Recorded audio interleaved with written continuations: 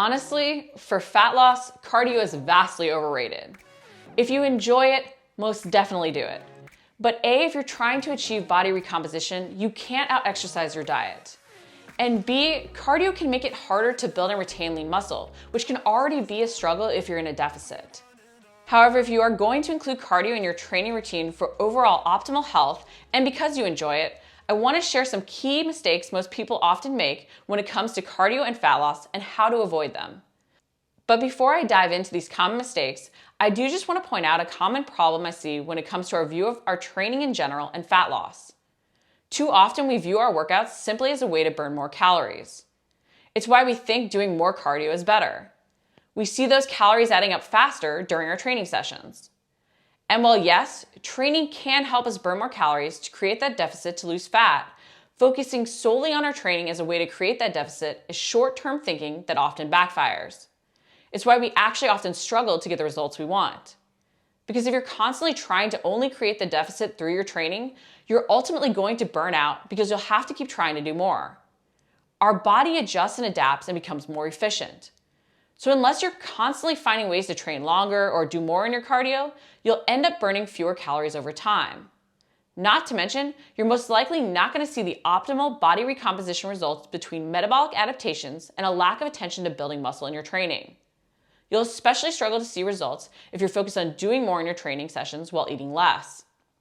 While we may be burning a ton of calories in our training, if we're under eating, our body will try to protect itself by actually finding ways to use less energy during the rest of our day.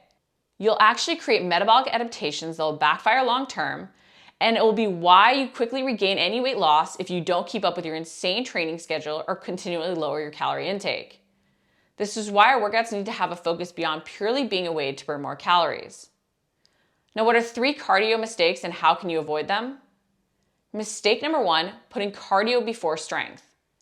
If we want to see the best body recomposition results, we need to stop valuing cardio over strength work. The best way to not only achieve our desired lean aesthetic, but actually maintain it long term, is to do all we can to build and retain our lean muscle. More lean muscle helps us burn more calories at rest and look leaner and more toned as we lose fat. It helps keep our metabolism humming so we can more easily maintain our results long term as well. That's why we need to stop prioritizing cardio or doing it first in our day before our strength work. While I'm not a huge fan of 2-a-day sessions, we have to remember that what we do first, we are freshest for. So the best way to truly lift weights and perform exercise variations that truly challenge us in our strength sessions is to do those first. If we instead do cardio first, our strength sessions will suffer. Sure, we may feel like we're giving them our all, but our 100% intensity won't be a true 100%. So if you're doing both strength and cardio sessions together in a day, put that strength work first. And if you can, instead of even doing a harder cardio on strength days, try just going for a walk after. Especially the closer you are to the lean look you want, the more this may actually improve your fat loss efforts.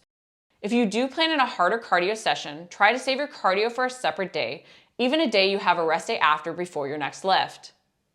Mistake number 2, focusing on the length of our sessions over the purpose. Interval training and HIIT sessions are all the rage, and they can be a great way to get in a killer training session when you're short on time. But too often now we take what should be a quick, intense workout and we drag it out for over an hour. More is better, right? Nope. Generally, the longer your training session, the more your intensity dips, unless your training session is long due to proper rest periods. But usually our interval workouts aren't longer due to changes in our work to rest intervals. Usually they're longer because we took what should be 20 minutes of work and doubled it. We take that 5 rounds of 30 seconds on, 10 seconds off circuit and instead do 2 of those in a session. But all that does is take us past the point of diminishing returns. Our intensity drops dramatically and we don't get the same benefit. If you were trying to work on speed even, you can ultimately end up training slowness. By doing more, we may sure burn more calories, but it's often not quality volume or work. It is often where we ultimately end up compensating out of fatigue, which can lead to injury and hold us back from consistently training to see the aesthetic changes we want. Not to mention, the wasted volume can be why we're so tired for subsequent training sessions and then don't get the full benefit. Often these sessions can even lead to increased levels of hunger that derail our diet and leave us feeling depleted energy-wise. So stop focusing on simply doing longer sessions. Design workouts based on your goals. Even if you have an hour, not every workout needs to fill it. Mistake number 3, thinking more is better. Our training should be fun, but our workouts need to have a clear focus and be designed with a specific goal in mind if we want the best results. We need to stop focusing on just doing more to burn more calories. We have to recognize that quality of our work really matters.